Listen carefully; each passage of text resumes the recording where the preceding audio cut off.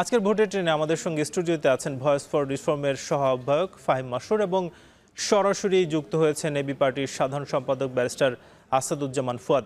আপনাদের দুজনকেই স্বাগত জানাই। একটা বিষয় তো আমরা দেখছি যে ইনোভেশনের সহযোগী আপনারাও ছিলেন এবং এর আগে মার্চ মাসে যেই জরিপ হয়েছে সেখানেও আপনারা একেবারে প্রত্যক্ষভাবে ছিলেন এবং 6 মাস পরে আবারও যেই জরিপটা হলো সেখানে সরাসরি আপনারা কাজ করেছেন। এই যে জরিপটা হলো সেই জরিপটা আসলে করার উদ্দেশ্যটা কি ছিল এবং কি বেসিসে আসলে আপনারা জরিপটা করেছেন যদি ক্লিয়ার করতেন। ধন্যবাদ আপনাকে। দেখেন, আমরা তো আসলে প্রায় 15-16 বছর পরে এরকম একটা গণতান্ত্রিক পরিবেশে একটা নির্বাচন পেতে যাচ্ছি।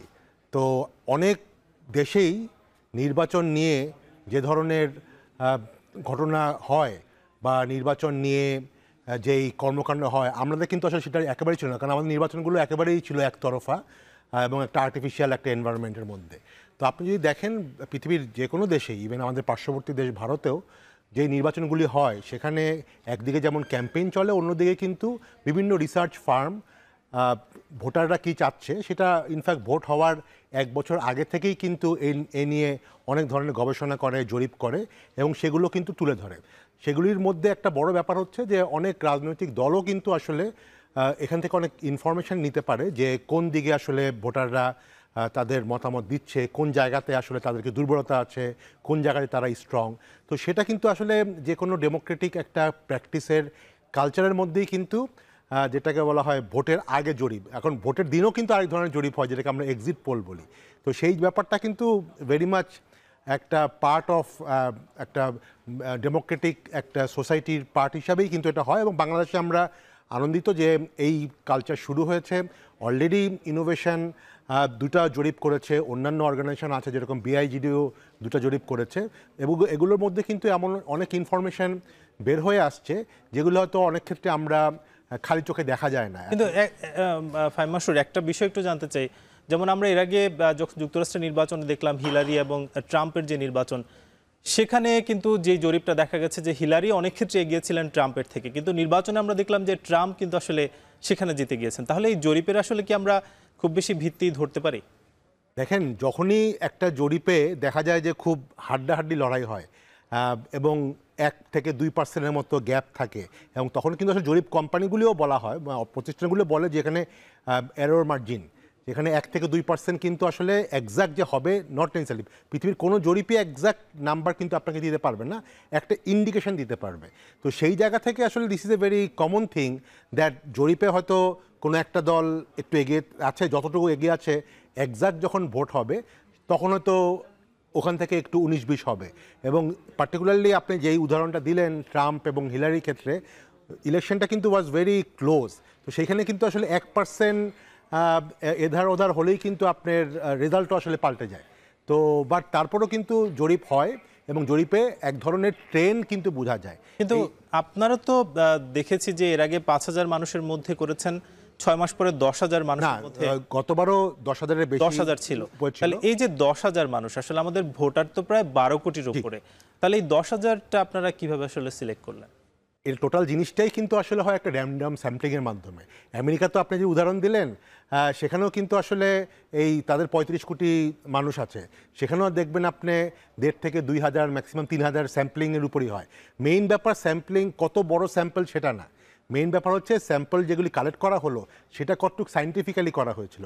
এই পার্টিকুলার জরিপের ক্ষেত্রে কিন্তু 64টা ডিস্ট্রিক্ট থেকেই নেওয়া হয়েছিল, বিভিন্ন বয়সের, জেন্ডার, মেল ফিমেল, বিভিন্ন প্রফেশনের সব কিছুকে মিলে কিন্তু যেটা আমাদের ন্যাশনাল যেই ডেমোগ্রাফিক প্যাটার্ন সেটাকে ফলো করেই কিন্তু আসলে এই স্যাম্পলের মানে বিভিন্ন পয়েন্ট আসলে নেওয়া হয়েছিল এবং সেখান থেকেই কিন্তু এই জিনিসটা ছিল এবং একেবারেই পুরোপুরি সায়েন্টিফিক ওয়েতেই করা হয়েছিল এবং খুব ট্রান্সপারেন্ট ওয়েতেই করা হয়েছে। ভোট দেওয়ার সিদ্ধান্তহীনতা নিয়ে আপনারা একটা প্রকাশ করেছেন এবং সেখানে দেখা যাচ্ছে যে 32.6% মানুষ কিন্তু সিদ্ধান্তহীনতায় ভুগছে, যেটা গত 6 মাস আগেও কিন্তু আমরা আর একটু কম দেখেছি, 29-এর আশপাশে ছিল। অর্থাৎ এই যে সিদ্ধান্তহীনতা সেটা আসলে দিন দিন কেন বাড়ছে, মানে আপনাদের কথাবার্তায় আসলে কি পাওয়া গেছে সেটা?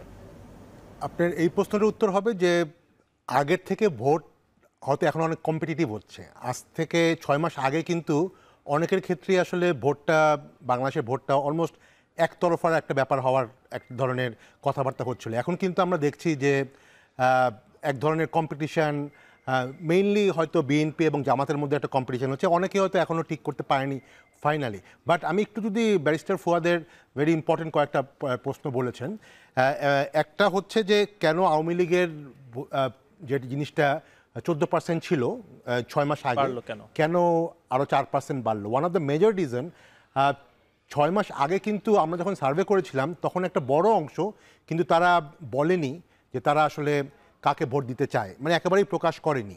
একটা তো সিদ্ধান্তহীনতা আছে, আরেকটা হচ্ছে অনেকে ডিসিশনও নিয়েছিল বাট তারা বলতে চায়নি। আমরা কিন্তু এইবার দেখেছি তারা একটু হয়তো একটু বলার ব্যাপারে অস্বস্তিতা তার কম, এবং তাদের একটা মোটামুটি একটা অংশ এবার বলেছে তারা আওয়ামী লীগকে ভোট দিবে। এই জন্য দেখবেন আপনি বিএনপি বা জামাতের ভোটটা কিন্তু গত 6 মাস আগেও বিএনপি অ্যারাউন্ড 41% ছিল, জামাতও কিন্তু 30%-এর আশেপাশে ছিল। তাদের ভোটটা কিন্তু ওই জায়গাতেই আছে। হয়তো আওয়ামী লীগের ভোটটা কিছুটা বেড়েছে, এটার মেইন কারণ এমন না, আমার কাছে ব্যক্তিগতভাবে মনে হয় যে কোনো কারণে এই সরকারের উপরে লোকজনের আস্থা কমে গেছে বা তারা মানে জুলাইয়ের এগেনস্টে চলে যাচ্ছে। তারা হয়তো আগে থেকেই আওয়ামী লীগের প্রতি সিম্প্যাথেটিক ছিল, আগে হয়তো বলার ব্যাপারে অস্বস্তি বোধ করতো, এখন হয়তো সেটা একটু তারা ওপেনলি হয়তো তারা বলছে। This number one. বাট আরেকটা ব্যাপার ব্যারিস্টার ফুয়াদ খুব ইন্টারেস্টিংলি পয়েন্ট আউট করেছেন যে ডাকসু ইলেকশনের ক্ষেত্রে তাহলে দেখা যাচ্ছে যে রেজাল্টটা এক ধরনের, আবার আমাদের এই ক্ষেত্রে হয়তো দেখছি অন্যরকম, যে বিএনপি এখানে প্রায় 10%-এর বেশি আগিয়ে আছে, ডাকসু ইলেকশনে কিন্তু উল্টো। এটার একটা ভেরি ইন্টারেস্টিং, আমরা কিন্তু যখন ভোটের এই জিনিসটা প্রকাশ করি তখন কিন্তু টোটাল বাংলাদেশের 40% বা টোটাল ভোট যারা দিবে বলেছে কোথায় দিবে 40% সেটা যেরকম পাবলিশ করেছি, আবার কোন কোন বয়সের কোন কোন লোকজন এবং কোন এডুকেশন বেজের কারা কোন দিকে আসলে ঝুঁকে আছে সেটাও দেখেছি। আপনি যদি দেখেন ভেরি ইন্টারেস্টিংলি, জেনজি মানে 18 থেকে 28 বছরের যে সকল ভোটার আছে তাদের মধ্যে কিন্তু দেখা যাচ্ছে যে বিএনপি এবং জামাতের পার্থক্য কিন্তু খুব বেশি নাই, হ্যাঁ, মাত্র 1-2%। ওয়ারাস যারা একটু বয়স্ক তাদের মধ্যেই কিন্তু পার্থক্যটা বিএনপি 15% বেশি এগিয়ে আছে। তো সেই জায়গাটাই কিন্তু আসলে মেইন ব্যাপার, যে এবং ডাকসু কিন্তু আসলে ওই জেনারেশনটাই রিপ্রেজেন্ট করছে, জেনজিটাই রিপ্রেজেন্ট করছে, এবং সেখানে কিন্তু আলটিমেটলি বিএনপি আর জামাতের মানে আমাদের সার্ভে অনুযায়ী পার্থক্য বেশি নেই। আরেকটা ইম্পর্টেন্ট ব্যাপার হচ্ছে, ইন্টারেস্টিং ব্যাপার, যে দেখা যাচ্ছে যত বেশি পড়াশোনার লেভেল বাড়ছে, মানে হয়তো স্নাতক বা সেই স্টুডেন্ট, সেই ক্ষেত্রে কিন্তু দেখা যাচ্ছে যে জামাত অনেক ক্ষেত্রে বিএনপি থেকে এগিয়ে আছে। আমি যদি উদাহরণ দিই, স্নাতক যারা পড়ছে সেক্ষেত্রে কিন্তু জামাত ইসলামী প্রায় 39% আমাদের সার্ভে অনুযায়ী হয়েছে, আর বিএনপি 32%। দেখা যাচ্ছে যে এখানে এডুকেটেড গ্রুপটার মধ্যে জামাতের আধিপত্য বেশি। তো ডাকসু বলি বা আমাদের বিভিন্ন ক্যাম্পাসে কিন্তু এই গ্রুপটাই আসলে মানে ভোট দিয়েছে। তো আমার কাছে কিন্তু মনে হয় যে আমরা আসলে যারা জরিপের সাথে সম্পৃক্ত থাকি বা ছিলাম, আমাদের জন্য কিন্তু ডাকসু বা জাকসুর ইলেকশনের রেজাল্টটা একেবারেই সারপ্রাইজিং না, কারণ আমরা কিন্তু দেখছিলাম এই ট্রেন্ডটা যে younger population of the society এবং পার্টিকুলারলি একটু যারা এডুকেটেড তারা কিন্তু দেখা যাচ্ছে যে যত না বেশি বিএনপির দিকে ঝুঁকে আছে তার থেকে বেশি কিন্তু জামাত বা শিবিরের দিকে তারা একটু ঝুঁকেছে। কী কারণে সেটা অন্য আলোচনার বিষয়, বাট দিস ইজ ফ্যাক্ট। এবং আমার কাছে মনে হয় যে রাজনৈতিক দলগুলোকেও এই বাস্তবতাটা বুঝে তাদের পরিকল্পনাগুলি করাটা জরুরি। নতুন যে দলটি আসছে, একেবারে বলা যায় যে তরুণদের হাত ধরে এনসিপি, সেখানে মাত্র 4% ভোট দিতে চায় মানুষ, এবং একটা বিষয় আমরা দেখেছি যেমন ডাকসু কিংবা জাকসুর ক্ষেত্রেও আসলে একই অবস্থা, কি বলবেন? না দেখেন, এনসিপি তো একেবারেই নতুন পার্টি এবং এর লিডারশিপ থেকে শুরু করে সব জায়গাতেই কিন্তু দেখবেন তরুণদের একটা আধিপত্য। তো তারা যে আসলে মানে পুরা সোসাইটি সবার সাথে কানেক্ট করার, সত্যি কথা বলতে এখন হয়তো তারা সময়ও পায়নি, কারণ এটা তো আসলে মাত্র 4-5 মাস হলো তাদের যাত্রা শুরু হয়েছে। তো সেই জায়গাটাতে আসলে ফ্র্যাঙ্কলি যদি বলেন 4-5% ভোট তারা এখনও পাচ্ছে, মানে ওই অর্থে আওয়ামী লীগ বাদ দিলে তারা অলরেডি থার্ড বা ফোর্থ একটা রাজনৈতিক দল হিসাবে নিজেদেরকে ইস্টাবলিশ করতে পেরেছে। এটা কিন্তু আমি মোটামুটি এটাকে যথেষ্ট পরিমাণ একটা অ্যাচিভমেন্টই মনে করি। এখন অনেকের হয়তো এক্সপেকটেশন ছিল তারা আরও অনেক ভালো করবে, যেহেতু তাদের একটা ব্র্যান্ড ভ্যালু আছে বা তাদের অনেকের নেতৃত্বেই আসলে জুলাই অভ্যুত্থানটা হয়েছিল। বাট আমার কাছে যেটা মনে হয়েছে, এবং এটা আমরা ডাকসুতেও দেখেছি, ব্যারিস্টার ফুয়াদ যেটা বলল, যে এই গ্রুপটা তো আসলে বেশ এবং আমরা দেখলাম যে এদের এই তরুণদের মধ্যে কিন্তু আসলে সিদ্ধান্তহীনতার ব্যাপারটা সবচেয়ে বেশি। এবং আমরা কয়দিন আগে যে 3 দিন জেনজির ক্ষেত্রেও সেটা দেখা যাচ্ছে। হ্যাঁ, জেনজি এবং তরুণদের মধ্যে গত 3 দিন আগে যে আরেকটা সার্ভে হয়েছিল, ইনোভেশনারি সার্ভের প্রথম পার্টটা হয়েছিল, ওখানে কিন্তু আমরা দেখছিলাম যে তরুণদের মধ্যে কিন্তু আবার খুব তাড়াতাড়ি বিভিন্ন ব্যাপারে তাদের হতাশাও বেশি। তারা they are much more sensitive to হয়তো কোনো সমস্যা হচ্ছে সোসাইটিতে, যেটা দেখছি আবার আমরা গ্রামের মধ্যবয়সী মানুষজন কিন্তু অত তাড়াতাড়ি কোনো ব্যাপারে হাইপার হয়ে যাচ্ছে না। হ্যাঁ, তো সেইটা স্বাভাবিক। তো এখন দেখা যাচ্ছে যে আমাদের ট্রেন্ড হয়তো তাই বলছে যে, যেটা ডাকসু ইলেকশনে দেখা গেছে যে তরুণদের এই অংশটুকুকে সামহাও হয়তো জামাত বা শিবিরের যেই স্ট্রাকচারটা আছে, বা অ্যাটলিস্ট তাদের যে কমিউনিকেশনটা আছে, সেটা হয়তো তাদেরকে বেশি অ্যাট্রাক্ট করতে পেরেছে। অতএব এনসিপির যেই সাপোর্ট বেসটা কিছুটা তারা লুজ করেছে, হয়তো এটা মেইনলি জামাতের দিকে গেছে। এবং হয়তো এই জিনিসটাকে আমার কাছে মনে হয় যে এনসিপির লিডারশিপও আসলে একটু রিয়েলাইজ করা উচিত, যে তাদেরকে আসলে আরও বেশি সেই ইস্যুগুলি নিয়ে আসলে কাজ বেশি করতে হবে, যেগুলো আসলে তরুণদের যেই তাদের হতাশার জায়গাটা আসলে আনতে পারে। যেমন একটা বড় জায়গা এবারও আমরা দেখেছি যে ভোটের ক্ষেত্রে বেকারত্ব, যখন বলা হয়েছে যে নেক্সট গভর্নমেন্টের কাছে তাদের এক্সপেকটেশন কি, তার মধ্যে কিন্তু নতুন কর্মসংস্থান প্রথম 2-3টার মধ্যেই তাদের প্রায়োরিটি ছিল। তো এনসিপি আন্দোলনটাও আসলে কোটাকে ঘিরে, অ্যাবসলিউটলি। তো এনসিপির মতো একটা তরুণ দলদের কাছে হয়তো তরুণদের প্রত্যাশা ছিল যে তারা এই ব্যাপারে খুব স্পেসিফিক রোড ম্যাপ একটা দিবে। তো সেটা অনেক ক্ষেত্রে হয়তো তারা পূরণ করতে পারেনি, বা নিজেদের মধ্যে অনেক ক্ষেত্রেই অনেক প্রশ্নর সম্মুখীন হয়েছে। বাট আমি মনে করি তারপরও এখনও জুলাই অভ্যুত্থানের 1 বছর পরে স্টিল 4 থেকে 4.5% মতো ভোটার এই দলের উপরে আস্থা রাখছে। সেটা কিন্তু এক সেন্সে খুব ছোটও না। আমরা দেখতে পাচ্ছি যে আইন শৃঙ্খলার যে পরিস্থিতি, সেটা নিয়ে আসলে একটা বড় অংশের উদ্বেগ আছে, এবং সেটা বছরব্যাপী আমরা দেখেছি। এবং 32% উপরে কিন্তু মানুষ আসলে আইন শৃঙ্খলা যেই বিষয়টা, সেটা নিয়ে উদ্বিগ্ন।